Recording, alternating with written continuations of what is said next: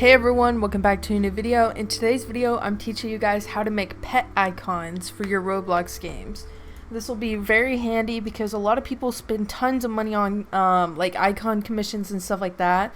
And yes, it can be convenient to just pay someone to do them for you real quick, but honestly, you can save a lot of money long term if you just learn how to do this simple step for your own simulators, for your own clicker games, all that. And if you're a solo dev like I am, it'll be very, very helpful to you. So what we're going to do right now is just pull up some pets. Now these pets are not mine. I'm obviously getting them from the toolbox, but I'm using these as an example just to show you guys how you would bring them into Blender and render them. So what we're going to do is we're going to just type in simulator pets. And I'm just going to grab whatever pack looks useful.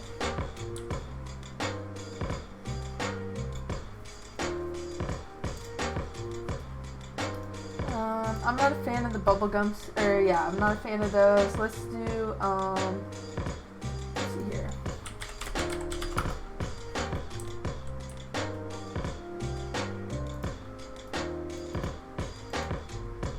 I want to find some like really good looking ones first. Might be a little laggy. Alright, so here are some, looks to be bubblegum simulator pets. The other ones were Pet Simulator, my bad. And what we're gonna do now, first things first, these do not belong to me and they don't belong to you. They only belong to Bubblegum Simulator. They just happen to be in the toolbox, so I'm using them as an example. But when you guys are doing this, use your meshes and only yours, or else you can get in some trouble for copyright reasons. So yeah, just be careful with that. I'm using this for educational purposes only. So what we're going to do is just pick out one we think is really neat, one we like. I think I might go with one of these probably. Let's find a real neat looking one.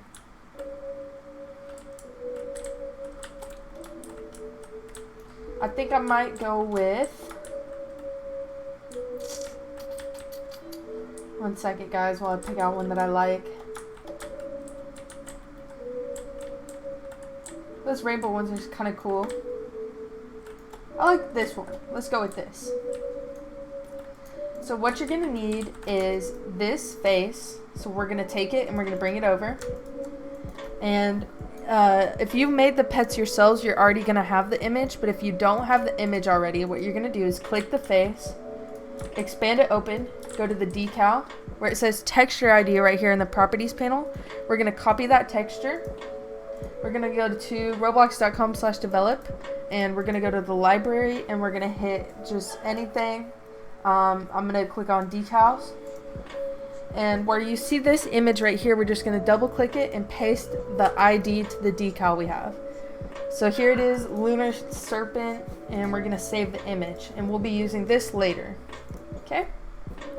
Next thing we're going to do, you don't need this anymore so we can delete it. We're going to select everything. I'm going to delete that primary part, select everything, and we're just going to right click over here, export selection, save it to your computer. I'm going to call it Dragon, and you need to export it and it should be an .obj. That means it's an object.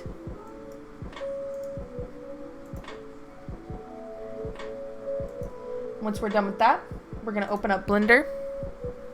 You can use Blender 2.8 or Blender 2.7. I use 2.7. First, you clear your scene, so delete everything. Next, we're going to switch our render mode to cycles render. I'm just going to bump up the resolution and then change the size of my camera to 1500 by 1500. And as you guys can see here, when we add a camera to our scene, it's a square camera. So if we go to view, camera, like this, it's going to be square like an icon should be.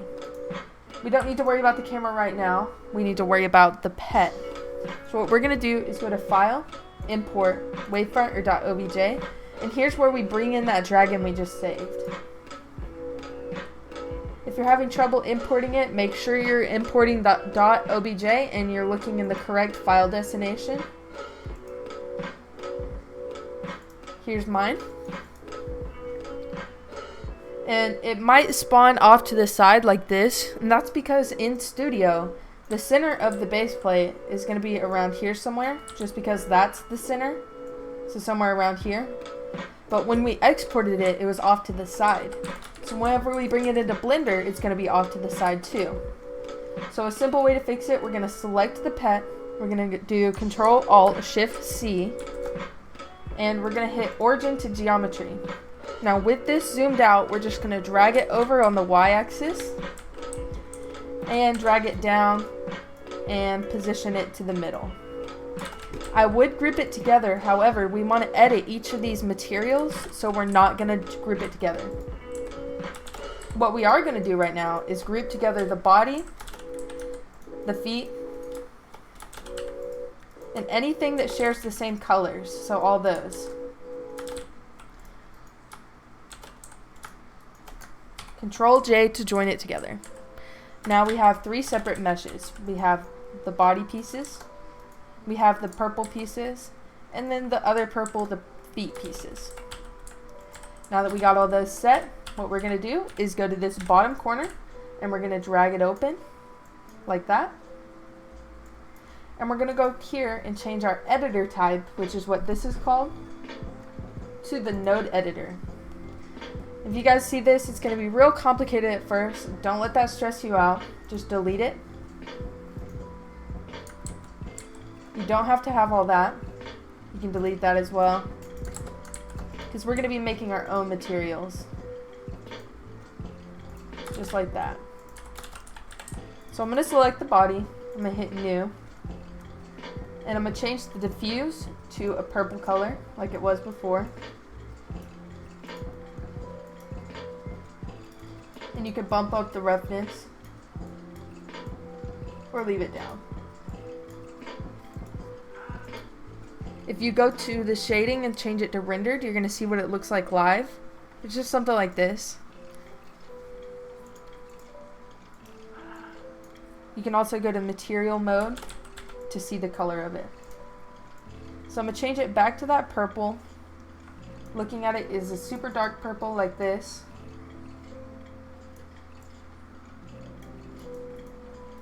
Next we have the pink for the wings. So we're going to select the wings, hit New Material, and we're going to change the color to a pink color like this.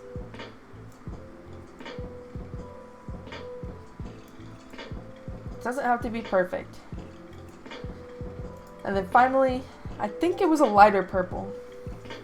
No, it was slightly just a different hue. So we're going to go something like that. It's good. Now that we got all those materials set up, we can add some certain individual characters to each mesh. So what I'm going to do is use a node that creates a fake rim light, and it looks really good on your meshes, especially when you're adding them to icons. So I'll show you guys how I set that up. And I can also show you guys how to do just some simple glow nodes as well. But first we're going to do the rim light looking one.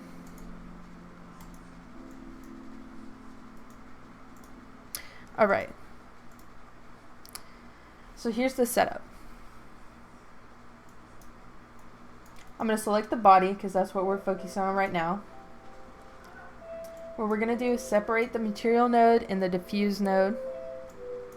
And inside the middle here, we're going to put a mix shader. So just type in mix under add, and it's going to bring in this.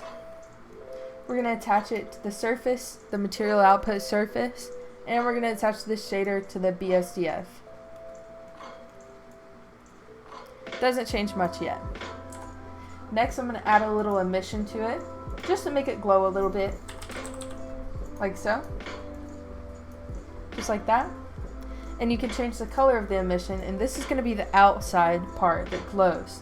So I'm going to change it to a blue like that.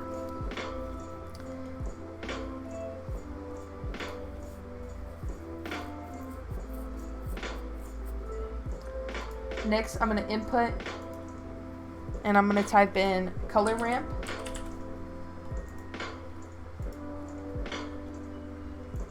Just going to attach it to here, the factor. And I'm going to drag this right about here. This right about there. You can play around with it if you want. Okay, next we're gonna add layer weight and attach it like that. And as you guys can see, it added a little bit of a glow to the outside. So that's where our extra glow is gonna come from when we render. All that's left to do is just play around with these settings and configure it how you want it to be. You can change the roughness of everything, stuff like that.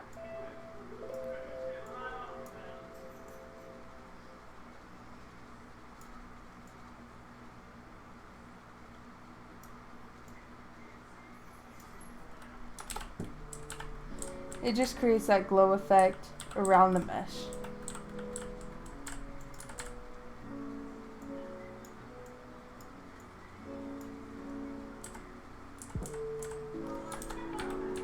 Once you're happy with that, I might change it to maybe a shade of purple. Make it glow purple instead. Anyways, once you're happy with that, you can repeat the process on the other meshes or just add simple emissions. So we're going to separate that, add mix shader.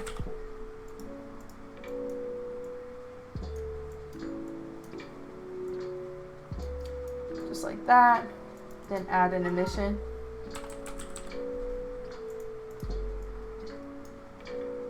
And you can change that color to purple or whatever you want it to be. And a lot of this is just trial and error. So I'm just going to copy these and then paste them here. And then switch these colors up to that purple I had before.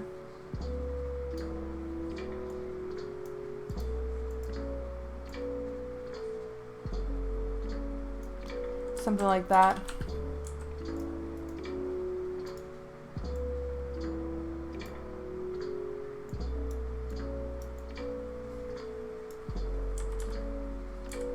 Alright, whenever you're finally happy with that, you're going to add your camera back. We're going to go to View, Camera, and we just need to position it.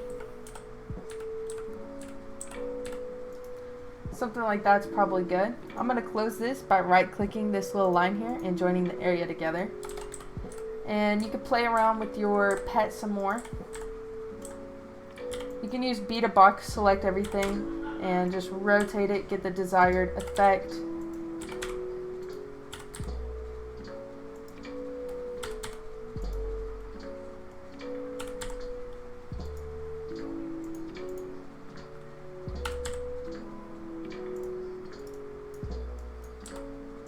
Nothing too hard, just takes a little bit of learning.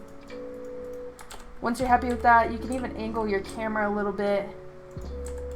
I'd probably do something like that. We're ready to start setting up the lighting and stuff. So what we're going to do is click world right here, and we're just going to bump up that color to a white, and it's going to make everything a lot less dark. Next, under our camera, we need it to be transparent, because if we render it right now, the background will be white, just like the world is. So as you guys can see, it's a little bit slower because I'm recording, but the background's white. We want it to be transparent, so what we're going to do is click the little camera, this camera right here. Scroll down, and where it says transparent, click that. You can bump down the resolution to get it to render a little bit faster, but I personally keep it at 100. For the sake of the video, I bumped it down. But as you guys can see, it rendered that pet for me. So all we do now, save the image. You can name it whatever. And we're going to open up GIMP or Photoshop or whatever application you use. Remember that face we saved earlier? It's going to come in handy right about now.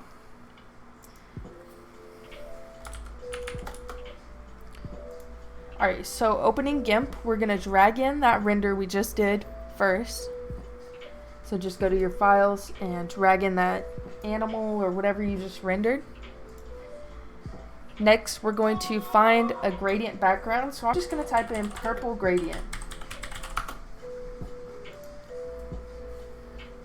Pick one that I like. I typically go with like super saturated and cool ones like this. Just copy the image. We're going to go here. Add a new layer like this. Drag it underneath the pet. And then over here, right click, and then paste. You might need to size it up a little bit. Scale.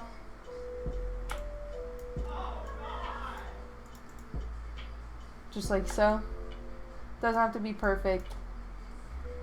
Let's zoom out a little bit. Put that in there. Scale.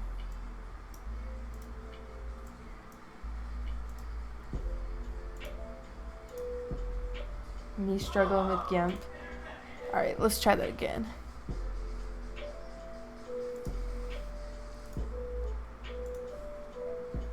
This can also be a gradient that you made, but for the sake of the video, I'm just using one that I found online. Alright, that's much better. Just gonna drag it in and scale it right there. So now we have the pet and we have the gradient background. What we're gonna add now is radial rays, which you guys see a lot in a lot of backgrounds. I'll put a link to a Google Drive with these in them, but it's basically just these transparent rays, and it makes your stuff pop a lot more. Just like that. Another option is to select your pet. You can either lasso, like trace it, which is what we're gonna do.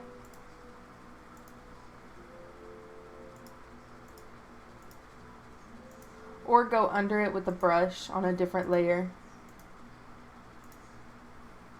And we're gonna add a airbrush effect to it to make it pop out more,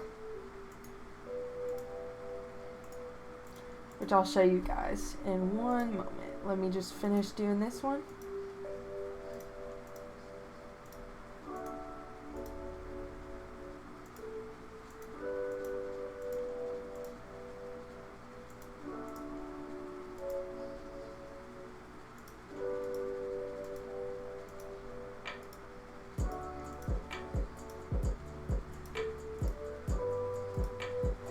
Does not have to be perfect.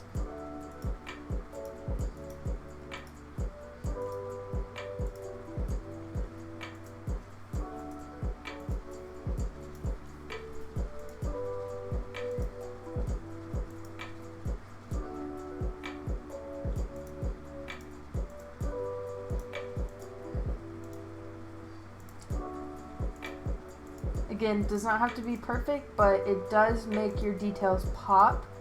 So if you want them to pop more, try to make it more accurate if you can. So now what we're going to do is go to select, invert, and we're going to grab our airbrush tool. Now, so you guys can see, we selected the inverse of what we selected, if that makes sense. So with our tool options, we can change the hardness of the airbrush up a little bit, and we just trace the outside basically. So just bump it up, and you could do that. I'm going to turn up the opacity a little bit. You guys can see, we're just going to do this. Just like that. And it makes it pop a lot more. Next, go to select none. You guys can see that our pet looks a lot better. Finally, I'm just going to drag in these little star thingies that a lot of graphics artists use in theirs, just to make it look sparkly, shiny, super cute.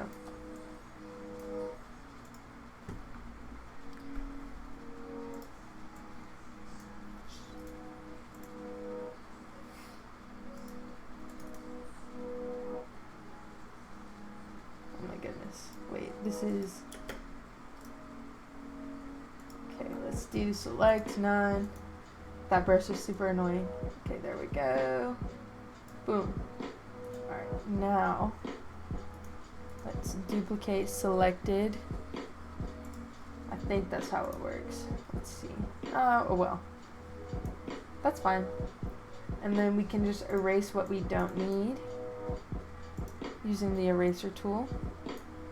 Let's bump this down. Make sure we're on the right layer, which we are.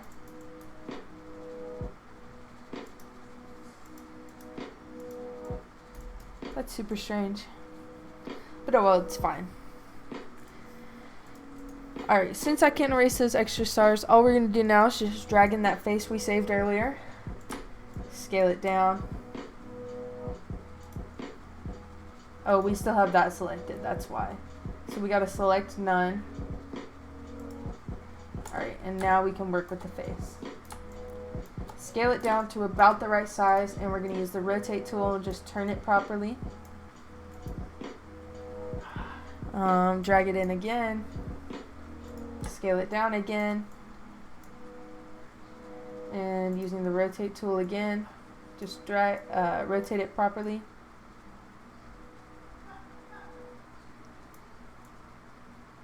Like that. And then just drag it to the right position. And then one more time.